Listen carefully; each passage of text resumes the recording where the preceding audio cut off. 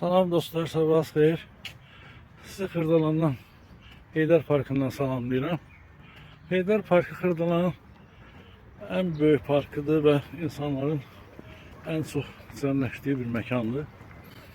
Burada insanlar səhər tezdən idman eləməyə çıxır, yürüyüşə çıxır. Giriş bura pulsuzdur, idman qurğuları var bir sıra.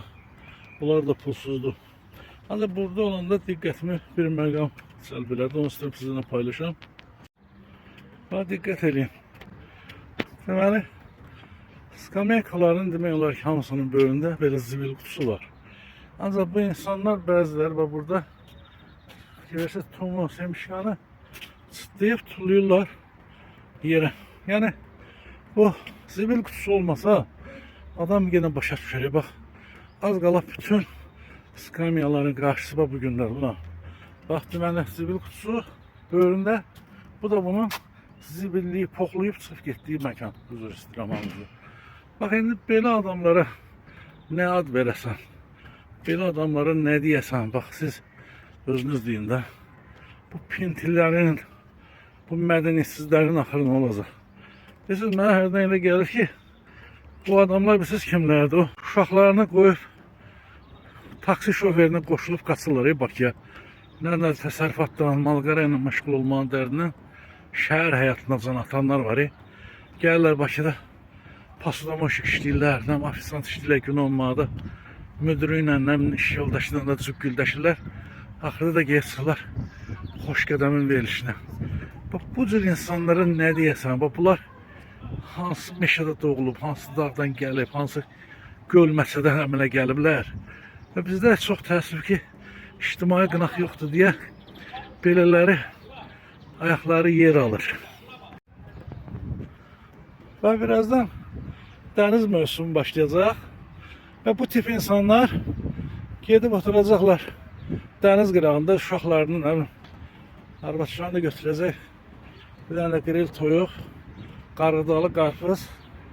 Gedib oturacaq deniz kenarında. Yiyib içəcək, içməcək. Duranda çox diqqət eləmişəm. Yani bu adamlar heç olmasa böyründəki uşaqlara da demirlər ki, ola, apar bu qarğıdalın zibillerini, bu qarpızın qabıqlarını, tulla o böyrümüzdəki zibil qabını. Təsəvvür edirsiniz, yəni zibil qabı ola, bunu eləmirlər. Uşaqlarına demirlər ki, bu uşaqları heç olmasa bir tərbiyə götürsünlər böyüyəndə. Bunların da yaddaşında həkk olsun ki, harsı gedib oturanda təbiətdə xüsusilə yiyip senden sonra arxanca zibillərimi təmizləmək lazımdır. Bu da uşağın beyninə həkk olur. Ancaq bunlar nə deyir, uşaqlarına uzaqlaşır. Deyir ki, tez olub qumla o qarpızların üstünü bastır qabıqlarını. Ya qarğıdanın qabıqlarının üstünü bastır.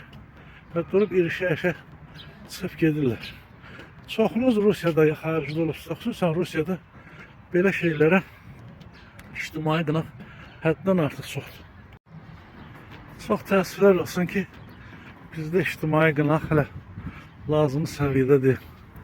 Fikir verin, ay o zibilxana yaradanlar, mədəniyyətsizlər. Hər səhər bu cür süpürgəsi xanımlar və əziyyət çəkirlər. Sizin o tökdükləri zibilləri yapışdırmaqla məşğuldurlar. Və sonunda özümü məktəb müəllimələrinə tuturam, valideynlərə tuturam ki, öz uşaqlarınıza bu cür məsələlərdə və tərbiyə verin, diqqət yetirin ki, uşaqlar ictimai yerlərdə necə davranmaq lazım olduğunu bilsinlər.